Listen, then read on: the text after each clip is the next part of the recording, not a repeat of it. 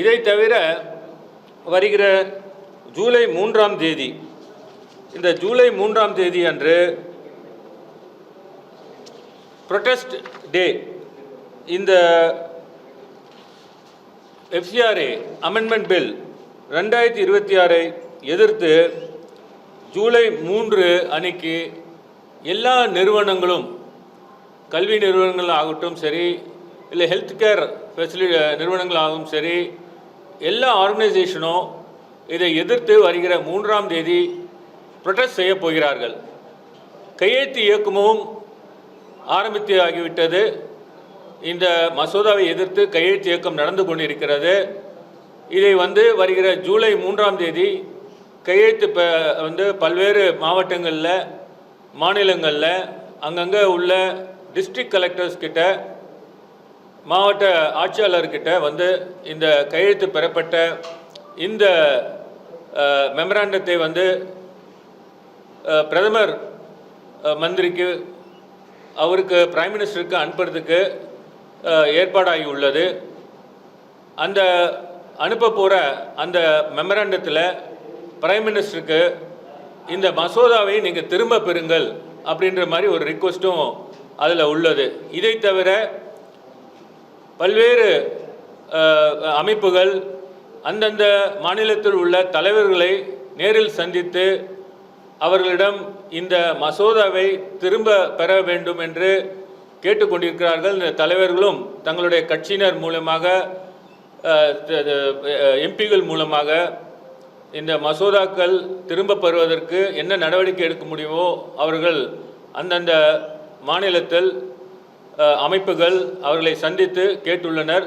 தமிழ்நாட்டில் பொறுத்தமட்டில் எங்களுடைய மாண்புமிகு தலைவர் அவர்களை சந்தித்து கடந்த ஏப்ரல் 19ஆம் தேதி இந்த மசோதாவை பற்றி கூறினோம். அவரும் அதுக்கு நடவடிக்கை எடுப்பதாக எங்களுக்கு உறுதி அளித்துள்ளார்.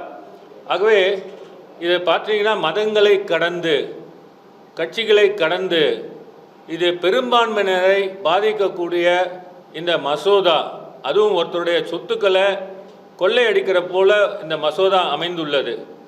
நீங்கள் FCRA லைசன்ஸ் இருந்த காலத்தில் கொண்டு வரப்பட்ட அந்த பணத்திலிருந்து ஒரு சின்ன அமௌண்ட்டு ஒரு பெரிய இடத்துல டெவலப் பண்ணியிருப்பாங்க. அதுக்காக மொத்த சொத்தையும் அவர்கள் எடுப்பது, அதுவும் ப்ராப்பராக லைசன்ஸ் இருந்த காலத்தில் உருவாக்கப்பட்ட அந்த சொத்துக்களை எடுப்பது, இது அரசியலமைப்பு சட்டத்துக்கு எதிரானதாகும்.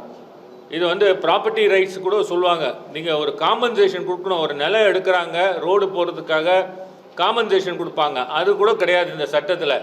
அந்த சொத்துக்கள் தானாகவே ஒன்றிய அரசுக்கு போய் சேர்ந்துவிடும் என்று அந்த மாதிரி சொல்லியிருக்கார்கள். நிச்சயமாக இது சிறுபான்மையரை தாக்கும் சட்டம் கிடையாது, பெரும்பான்மையரை தாக்கும் சட்டம். இப்பொழுது இந்த சட்டம் வந்துவிட்டால் என்ன ஆவது?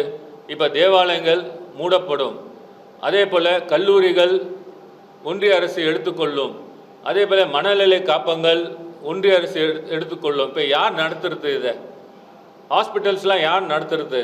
நான் ஒரு எக்ஸாம்பிள் CMC வெள்ளூர் சொன்னேன். அதே போல் ஒரு CMC வெள்ளூர் போன்ற அமைப்புகள் நிறைய இந்தியாவில் இருக்கின்றனர். இப்போ இதெல்லாம் எப்படி ஒன்றிய அரசு நடத்தும்? இந்த சட்டத்தில் அதை பற்றி ஒன்றும் கூறவில்லை. மக்கள் பாதிக்கப்பட போவீர்கள் மக்கள் தான். இப்போ 20,700 இந்த அமைப்புகள் இவங்க கேன்சல் செய்ததால் மனநல காப்பகங்கள் அவர்களாம் இப்போ கைவிடப்பட்டு அவர்கள் பாதிக்கப்பட்டு உள்ளனர். அதே போல் ஒரு ரோடு போடுறதுலேருந்து நீங்கள் பார்த்துருப்பீங்க, பழங்குடியினர் அந்த இடத்துல நார்த் ஈஸ்டர்ன் ஸ்டேட்ஸ்லலாம் பார்த்தீங்கன்னா இன்றைக்கி மெஜாரிட்டி மிஷினரிஸ் தான் அவங்க உதவி பண்ணிகிட்ருக்காங்க. அவங்களுக்கு ரோடு போட்டு கொடுக்குறதுலேருந்து, சுகாதாரத்திலேருந்து, கல்வியிலேருந்து எல்லாமே இப்போ வேலை வாய்ப்புகள் உள்பட இதனால் அவர்களுக்கு அமைத்து கொடுத்துருக்கிறார்கள். இப்போது இந்த நிறுவனங்கள்லாம் மூடப்பட்டால் வேலைவாய்ப்பு, வேலையில் இருப்பவர்களுக்கு வாய்ப்பு இல்லாமல் போய்விடும். இதை நம்பியுள்ள பயனாளிகள் மொத்தமும் பாதிக்கப்படுவார்கள். ஆகவே நாங்கள் சொன்ன இந்த 2 நாட்கள் 28ஆம் தேதி ஜூன் தேசிய பிரார்த்தனை மற்றும் உண்ணாவிரத நாளாகவும், ஜூலை 3ஆம் தேதி அது ஒரு ப்ரொடெஸ்ட் டேவாகவும் நடக்கப் போகிறது என்பதை உங்களுக்கு தெரிவித்துக் கொள்கிறேன்.